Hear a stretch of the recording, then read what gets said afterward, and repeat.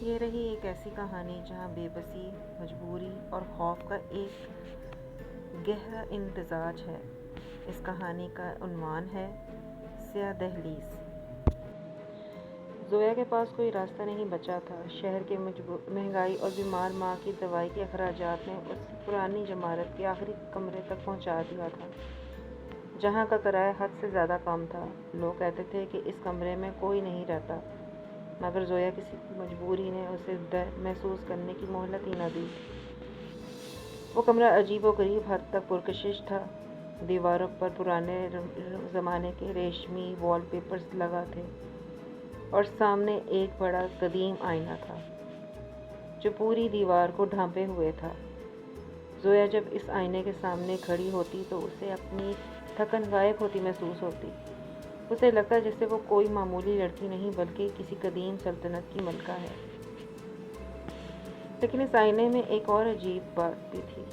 آئینے میں نظر آنے والا زویا کا عکس اس سے تھوڑا مختلف لگتا تھا۔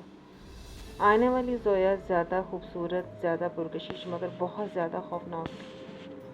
تیسری رات جب زویا گہری نیند میں تھی، اسے محسوس ہوا تھا کہ کوئی اس کے بال سہلا رہا ہے۔ اس نے گھبرا کر آنکھیں کھولیں تو سامنے کوئی نہ تھا، مگر آئینے میں اس نے دیکھا کہ اس کا اپنا عکس بستر پر بیٹھا اسے دیکھ کر مسکرا رہا تھا۔ زویا بھاگنا چاہتی تھی، مگر اس کی مجبوری، اس کے جسم کی نقاہت اور وہ پراسرار کشش نے اسے اب وہیں جکڑ لیا۔ آئینے والی عورت نے دھیرے سے سرگوشی کی، تمہیں دولت چاہیے، سکون چاہیے، بس مجھے اپنی جگہ دے دو اور میری یہ لافانی خوبصورتی لے لو۔ اگلی صبح زویا کا حلیہ بدل چکا تھا۔ وہ پہلے سے کہیں زیادہ حسین اور پرکشش لگ رہی تھی۔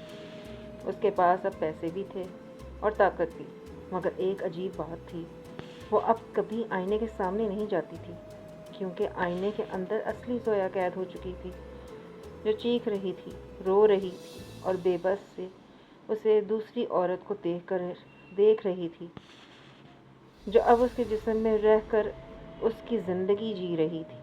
زویا کی مجبوری نے اسے ایک ایسی دنیا دھکیل دیا تھا جہاں سے واپسی کا راستہ صرف موت تھی۔